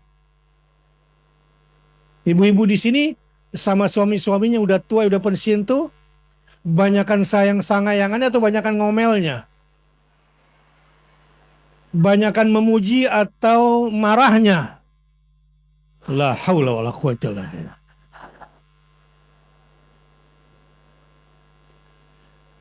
Harusnya semakin tua itu semakin harus semakin kuat pegangannya kan? Takutnya jatuh, bukan takut hilang. Celakanya kalau sudah tidak sayang-sayangan, udah nggak apa-apa, ada yang ambil lah situ, dibilang gitu. Capek sama dia. Kacau nih kalau kayak begini. Tidak. Harusnya keluarga kita ini seperti Ibrahim alaihissalam dan keluarganya. Apa kata Hajar? Ibrahim, Allahkah yang perintahkan engkau? Luar biasa ya pertanyaannya. Kalau ibu-ibu misalnya ditempatkan seperti Hajar di lembah yang tandus, tidak ada makanan, tidak ada minuman, tidak ada bekal yang cukup, cuma dibilang inda baitikal muharram, kira-kira sabar atau protes? Bagus, saya terima kejujuranmu itu.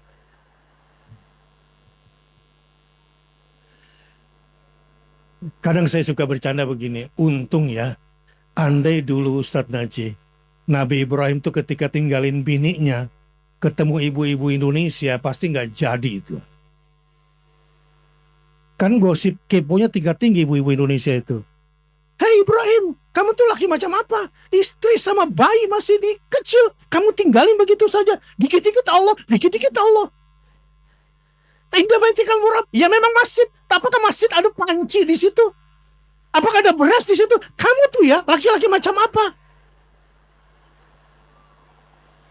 Mungkin ya. Astagfirullahaladzim, gibah saya. Untung Nabi Ibrahim gak ketemu dengan ibu-ibu.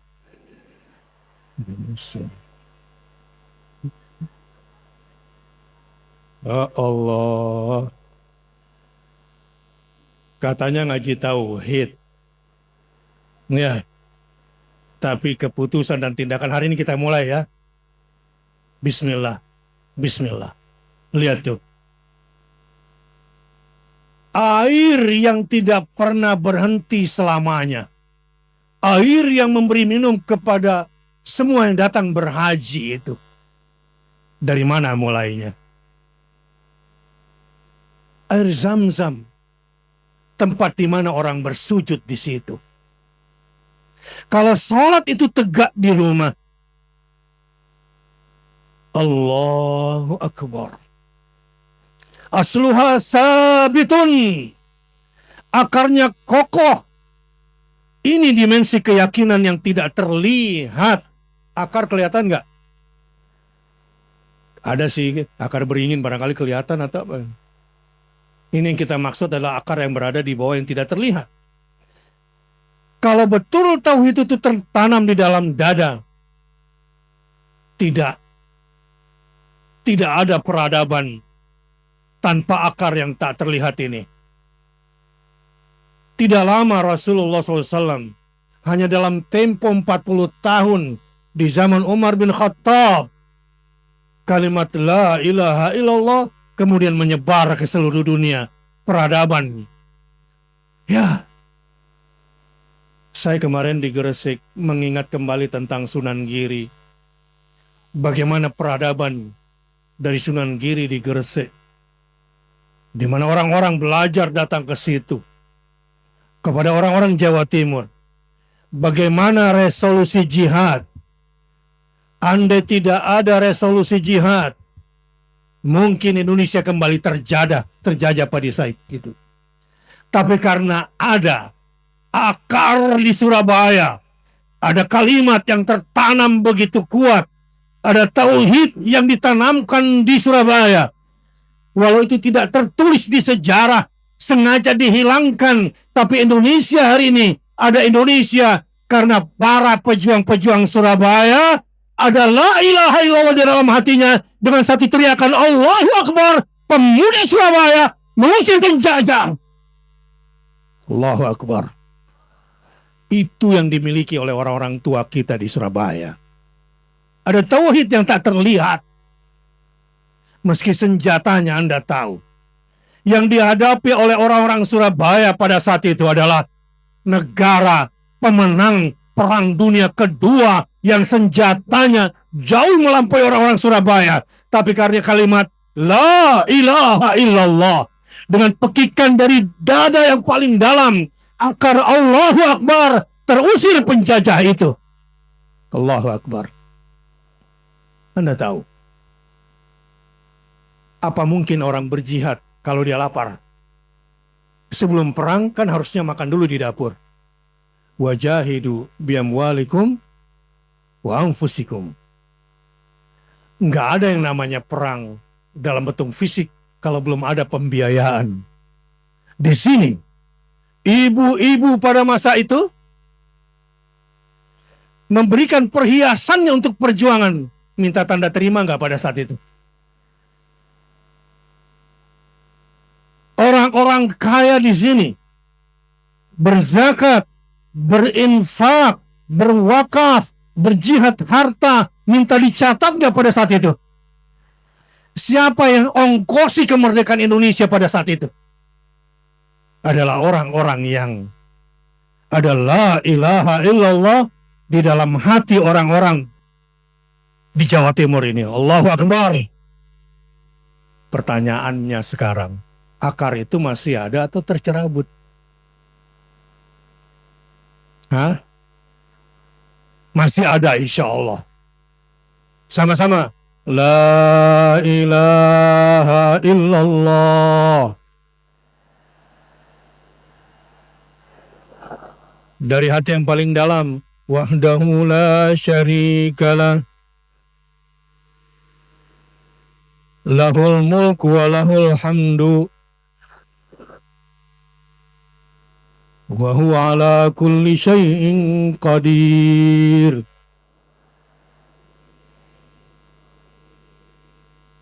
Kalau mau lebih mantap lagi, kadang nih saya lagi keadaan baik-baik saja. Tapi setelah membaca kalimat itu dan bercermin pada kalimat itu, ternyata saya sedang tidak baik-baik saja. Artinya apa? Bahwa ketika kalimat ini kita jadikan sebagai sandaran untuk mengambil keputusan, satu hari saya nggak bisa tidur. Karena ada pikiran yang berat. Ada kegelisahan pada diri saya. Saya menyebut begini. Ya Allah, aku yakin sungguh Engkau Maha melihat dan pasti melihat aku sekarang. Tiba-tiba jiwa saya itu menjadi tenang. Kalau ngerasa dilihat Allah, kita berniat maksiat nggak? Takut kan ya? Yang kedua saya tambah lagi, ya Allah, aku yakin Engkau pasti mendengarkan aku. Jadi saya nggak mau terlalu tinggi-tinggi dulu kalimat tauhid yang hebat itu, saya bawa kayak hal-hal yang paling keseharian. Tiba-tiba saya mulai menguap. Yang tadinya susah tidur, tiba-tiba ada relaksasi. Idza dzukirallahu wajilat qulubuhum wa idza tuliyat alaihim ayatuhu zadatuhum imanan wa ala rabbihim yatawakkalun, bertambah tawakal. Lalu saya lanjutkan lagi begini, ya Allah, Engkau bukan cuma maha mendengar dan maha melihat, tapi Engkau juga ya Allah maha mengetahui semua situasi dan kondisiku. Bahkan alimun bidatis sudur, Engkau tahu semua yang ada di dalam hatiku ya Allah. Saat itu ketika saya mulai menyadari bahwa Allah mengetahui semua bersitan-bersitan hati saya, Allah pasti tahu kekotoran-kekotoran jiwa-jiwa saya. Malam itu yang tadinya susah tidur, tiba-tiba jadi tenang rasanya. Lalu seperti menjadi kuat batin ini menghadapi esok. Dan tidurnya orang-orang yang mengambil keputusan sebelum tidurnya dengan la ilaha illallah, tidurnya pun mendapatkan ilmu biasanya. Bahkan setan pun sulit atau takut mendekatinya. Begitulah orang yang tidur dan bangunnya dengan la ilaha illallah. Dan itu yang kemudian menjadi keputusan. Bangun tidur, jujur nih ya, bangun tidur harusnya ngapain dulu? Kan ada 3 ikatan yang harus kita lepas malam hari ya. Melepasnya dengan apa? Bangun, wudhu, sholat. Ini kan SOP-nya gitu ya. Orang bertauhid ya. Jadi kalau bangun malam kemudian kita lelah, capek, SOP-nya bagaimana? 1, bangun aja, berdoa. Yang kedua, bangunnya berzikir dan berdoa ya. Biasanya inna fi khalqis samawati wal ardh. Jadi setelah alhamdulillah, kemudian 10 ayat terakhir surah Al Imran ya. Baru kemudian berwudu dan sholat. Malam itu kita terbebas. Kalau cara bangunnya begitu, berarti bangun itu badannya, bangun pula jiwanya. Tapi orang yang tidurnya tidak dengan la ilaha illallah, dan bangunnya tidak dengan cara yang 3 tadi, badannya bangun, tapi jiwanya tidur. Maka terkadang kalau saya ingin bangkitkan kembali jiwa saya, supaya tauhid ini betul-betul berbuah, kadang saya tambah begini. La ilaha illallah wahdahu la syarikalah lahul mulku wa lahul hamdu yuhyi wa yumitu wa huwa hayyun la yamutu biyadihil khairu wa huwa ala kulli syai'in qadir. Dia yang maha menghidupkan dan dia yang maha mematikan. Dan dialah yang maha hidup selama-lamanya, dia tidak akan pernah mati selama-lamanya. Dan dialah yang maha berkuasa atas segala sesuatu. Tahu enggak? Orang yang sering berikrar lebih hebat daripada orang yang sering berdoa. Saya ulangi.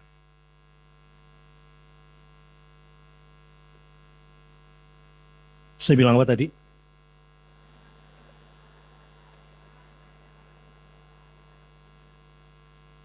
Orang yang sering berikrar dengan nama Allah, mengikrarkan sifat-sifat Allah, lebih hebat daripada orang yang berdoa.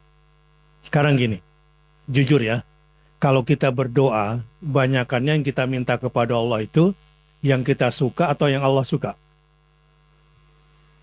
Yang kita bahaya kalau semua doa-doa ibumu dikabulkan, semua bahaya. Tahu nggak bahayanya apa? Tiba-tiba cantik semua dan minta cantik semua didoakan, saya pusing di sini. Yang bahaya lagi bapak-bapaknya. Kalau semua doa bapak-bapak minta poligami dikabulkan semuanya, kira-kira kekurangan perempuan gak di Indonesia ini? Jadi untung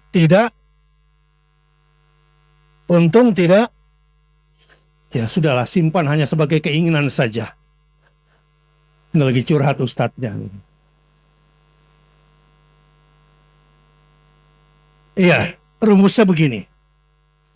Orang yang berdoa kepada Allah akan diberikan oleh Allah seperti yang dia minta. Tapi orang yang berikrar dan memuji Allah akan diberikan oleh Allah lebih dari orang yang meminta. Jadi penting nggak berikrar itu? Apalagi itu dijadikan sebagai sistem dalam pengambilan keputusan. Bismillah, jalankan. Asyhadu an la ilaha illallah. Nggak ada uangnya, jalankan. Kalau memang itu baik, menurut kamu sebagai seorang muslim itu baik, ma ra'ahul muslimuna hasanan fahuwa indallahi hasanun. Orang yang bertauhid itu keputusannya, tindakannya, praktiknya, selalu yang ada dalam pikirannya, kalau ini menurut saya sebagai seorang muslim baik, insya Allah itu juga baik menurut Allah. Dan saya akan turunkan ego saya. Dan saya tidak akan perhatikan perasaan siapapun. Yang saya memenangkan adalah perjuangan agama Allah. Ketika itu yang dikerjakannya, maka jadilah barang itu. Itu yang disebut dengan kun fayakun. Kalau kehendak Allah yang kita ikuti, kalau ego kita yang kita tundukkan, kita nggak usah peduli dengan perasaan dan komen orang lain. Menangkan Allah di dalam hidup kita, maka Allah akan memenangkan kita. Tansurullah yang surkum bal wa yuthabbit aqdamakum. Ini mulai naik nih. Ini akar yang gak kelihatan.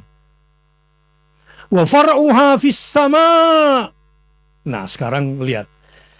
Kalau tauhidnya sudah kuat dan sudah mengakar di dalam hati dan menjadi sistem keputusan, menjadi sistem dalam tindakan, kan persoalan kita bukan kekurangan orang bertauhid kan.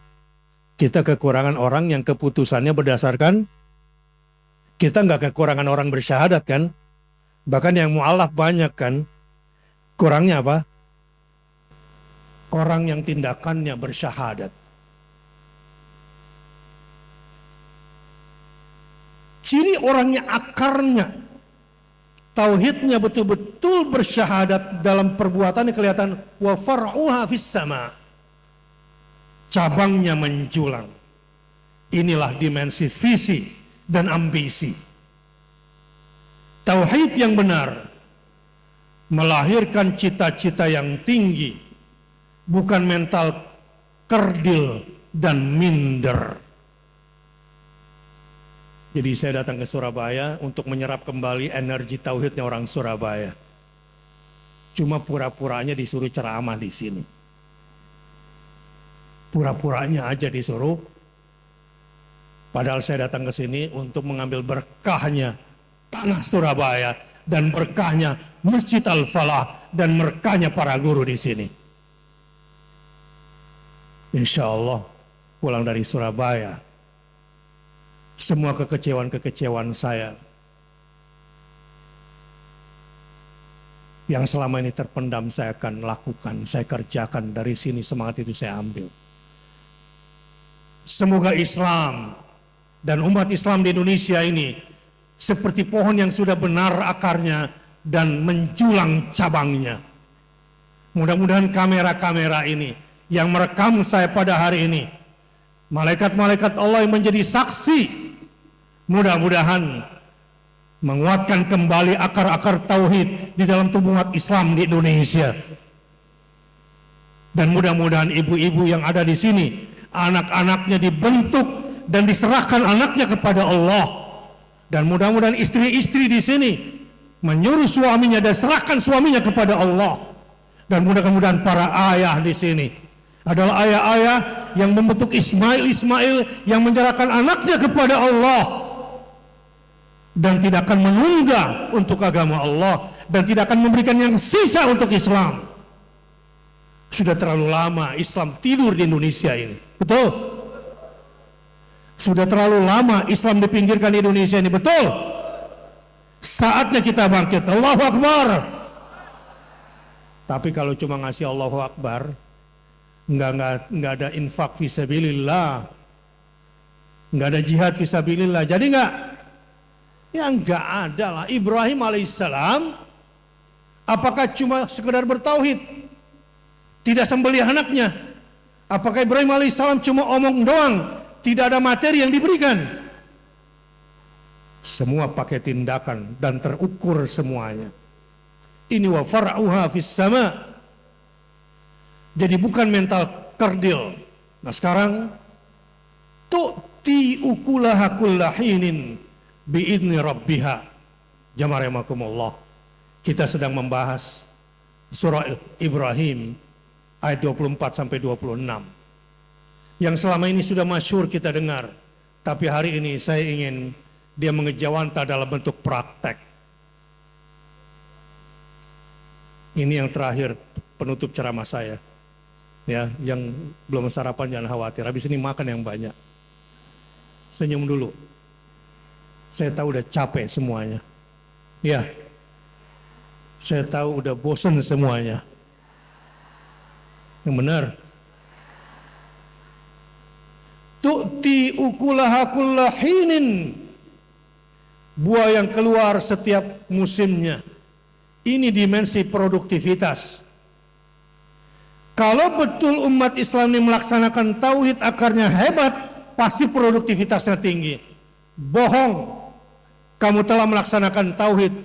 Kalau kamu membiarkan kelaparan, kemiskinan, bencana alam, tidak kamu tolong. Kalau betul-betul kamu itu bertauhid sebagai warga bangsa Indonesia, la uqsimu bihadzal balad, terus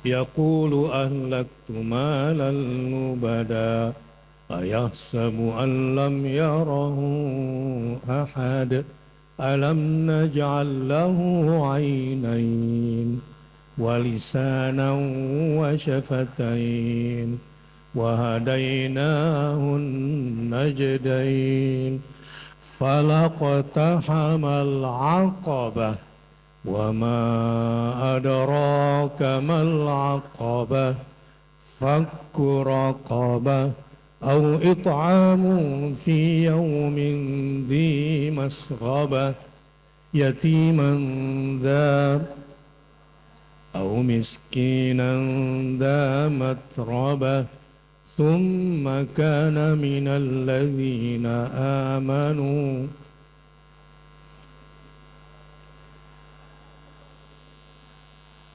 Ulaika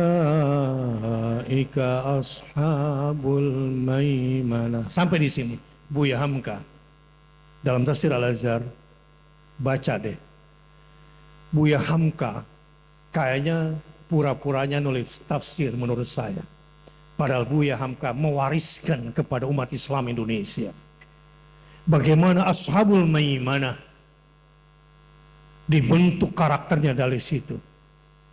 Ada gerakan namanya gerakan marhamah. Lalu dijadikan marhamisme.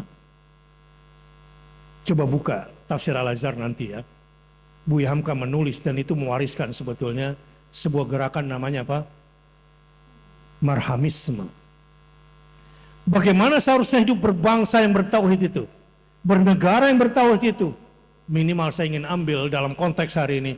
Kenapa mereka tidak memilih jalan yang mendaki lagi sukar? Tahukah kamu apakah jalan mendaki lagi sukar itu membebaskan manusia dari perbudakan, memberi makan di saat kelaparan, anak-anak yatim dari karib kerabat, orang-orang miskin yang sangat miskin? Kenapa kau biarkan ini semua? Mana buahmu? Kalau kamu memang bertauhid, tunjukkan bahwa buahmu itu produktif di setiap musimnya. Ustadz, saya juga kekurangan. Saya juga susah. Apalagi sekarang bukan musim mantab, musim Tapi kalau dia bertauhid, dia prioritaskan semua. Jangankan soal makanan. Kalau perintah Allah itu datang, perintah Allah itu yang paling agung. Dia nggak peduli kekurangan dirinya. Kalau perintah itu datang, dia nggak peduli dirinya sakit. Kalau perintah itu datang, perintah yang diagungkan, walaupun harus kehilangan orang yang dicintainya. Kalau perintah datang, itu perintah Allah, tidak ada lagi berkata pilihan lain. Siap, laksanakan, sembelih anak. Watallahu lil jabin. Dibaringkan anaknya dan siap disembelih. Itu tauhid dalam bentuk aplikatif. Di situ syahadat bekerja bukan cuma di level keputusan, tapi syahadat bekerja di level tindakan, bahkan memberikan yang paling dicintai karena Allah. Hasilnya peradaban bangkit. Apakah pada akhirnya Ismail mati? Tidak, Allah perlihatkan di situ tauhid kemudian nyata. Buktikan dulu tauhid dalam bentuk keputusan, dalam tindakan. Nanti peradaban itu nyata. Bagaimana nyatanya? Buka deh surat As-Saffat ayat 100 sampai 113. Ibrahim minta Rabbi habli minas salihin, yang dikasih fabasyarnahu bigulamin halim. Dia minta, ya Allah, berikanlah kepadaku anak yang saleh. Yang dikasih anak yang saleh, tetapi juga lemah lembut, sopan sama orang tuanya. Tidak menyiksa orang tuanya, tidak menyakiti orang tuanya, tidak membebani orang tuanya. Setelah itu, apa cuma Ismail yang dikasih? Tidak. Wa basyarnahu bi Ishaq.